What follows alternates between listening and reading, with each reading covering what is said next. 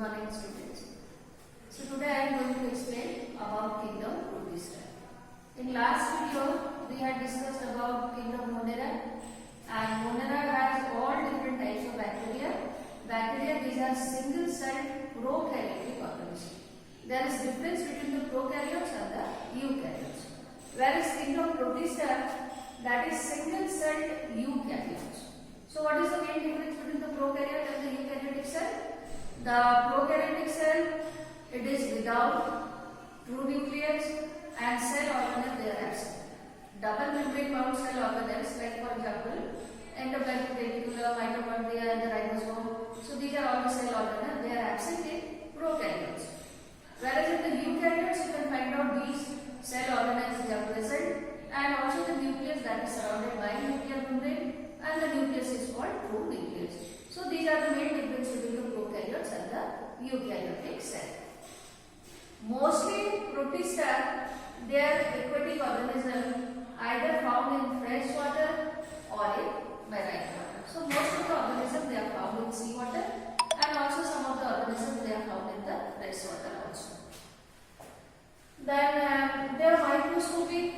Without the help of microscope they cannot be seen. They are very small organisms, and if you want to study the structure of the Protista, then you have to use the microscope. So they are called microscopic. And cell organelles like ribosome, endoplasmic reticulum, Golgi bodies, centriole, these cell organelles they are present in the cell. Protista who are photosynthetic, because in this group you can find out some of the organisms they are photosynthetic, some of the organisms they are heterotrophs, some they are saprobacter. So photosynthetic Protista, they are having chloroplast. Because they are autotrophs, they can prepare their own food. So in the cell, chloroplast, they are present. And body is surrounded by cilia or flagella. Cilia and the flagella, these are small, thin, thread-like projections which are developing on the surface of the body. So what is the difference between flagella and the cilia? Flagella, the diameter is more in comparison to cilia, and flagella beat independently, whereas the cilia beat in a coordinated manner. All cilia which are present surrounding the body, they are working in a coordinated way. Whereas the flagella, if there are two flagella present, then they can work independently. So that is the main difference between cilia and the flagella. And body is surrounded by cilia or flagella.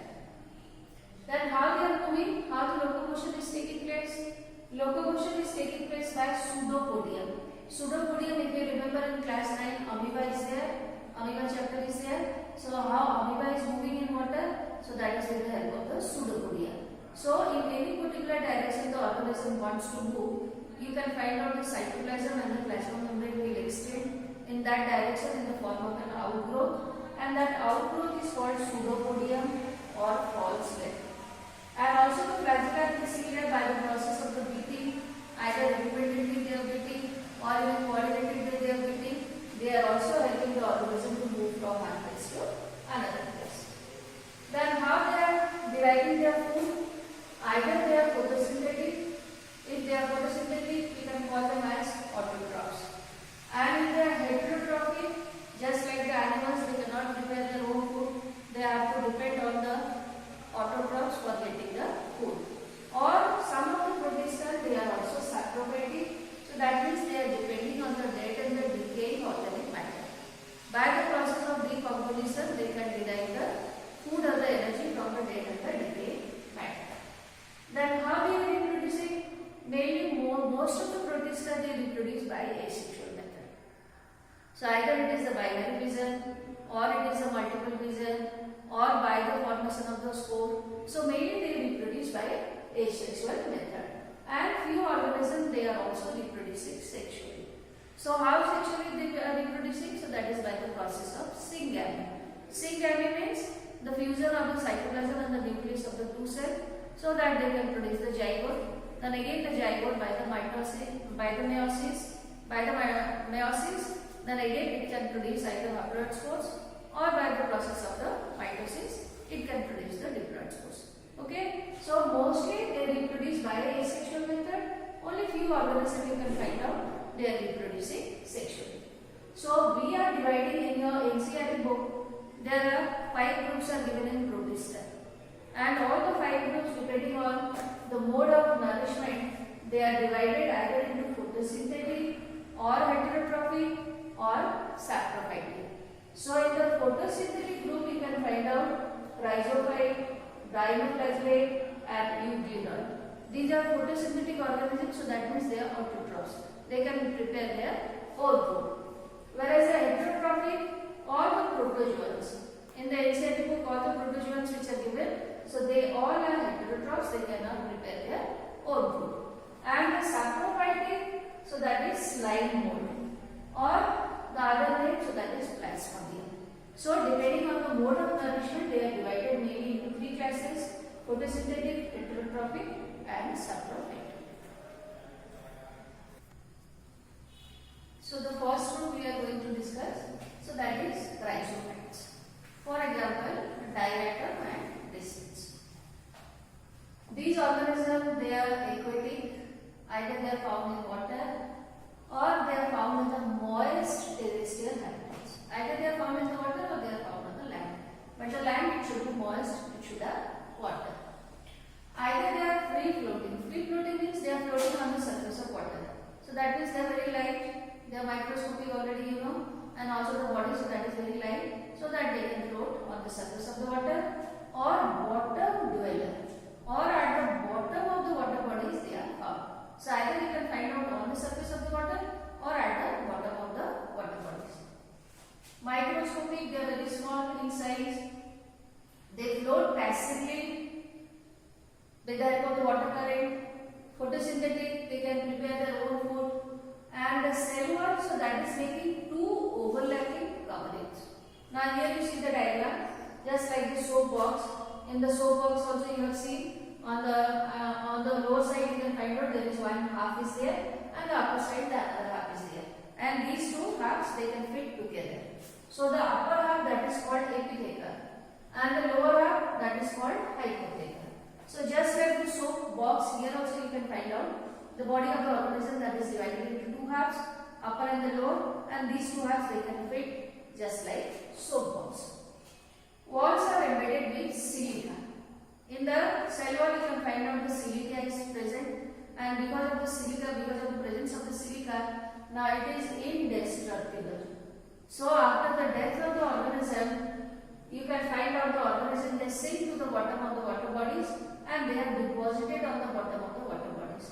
So after several years you can find out there is a layer of organism, and that is called diatomaceous earth. They do not have any flagella. Like in the, you go to the other group of the protista, you can find out the flagella and the cilia, they are present. But here you can find out there is no cilia, and depending on the symmetry, there are 2 types of organisms, either pinnate or centric. Pinnate means the body is bilaterally symmetrical. Now here you see the diagram.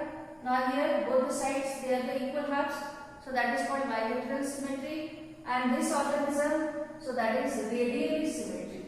Radially symmetry means if you cut by any lines, then the body can be divided into 2 halves. Whereas in the bilateral symmetry, only by a single cut or by a single line the body can be divided into 2 halves. Then a large nucleus is present, reserved food material, so that is in the form of the oil and polysaccharides. So because of the presence of the oil also you can find out the body, so that is becoming light and it floats on the surface of water. They are reproducing either with the help of the binary fission. In the binary fission, the organism is divided into 2 halves, or by the formation of the spores, resting spores. During the unfavorable conditions, the spores they can survive. Then again, with the onset of the favorable conditions, the spores will be liberated and produce the new organism. Then the sexual reproduction is taking place by the isogamous to oogamy. Isogamous means the gametes which are produced, they are similar in physiology as well as in the morphology. So when these 2 gametes they can fuse together, then that is called syngamy, and the method is called isogamous. And an isogamy means the gametes which are produced, either morphologically they are different or the physiologically they are different. So that is called an isogamy. And the oogamous means you can find out the male and the female organism will be there, which is having primitive sex organ, which can produce two different types of the gametes, and the fusion of the gametes, so that is called the gametes. So this is the way how sexually they are reproducing. So what are the economic importance? About 50% of the food is prepared by organism of this group. So they are the producers. Oil which is extracted from some fishes, so actually that is extracted from the diatom, because I told you in the cell of the diatom oil is present in the form of the reserve food. So the oil which we are getting from fish, actually that is not produced by the fish, it is actually produced by the diatom which is present inside the body of the fish. Then much of the petroleum, so that is formed from the decayed body of diatoms. So after the death of the diatom, the body, so that is producing the petroleum, because the petroleum also we are getting from the seabeds, so that is actually we are obtaining from diatoms. Because the body is porous, so it is also used in the filtration of the oil and the sugar and some of the syrup. It is also because the cell wall it is having silica, so it is also used as cleaning agent in metal polish and also used in the toothpaste. So besides these also you can find out there are other economic importance are also there, but I think this is enough for you because only 2-3 points are given in each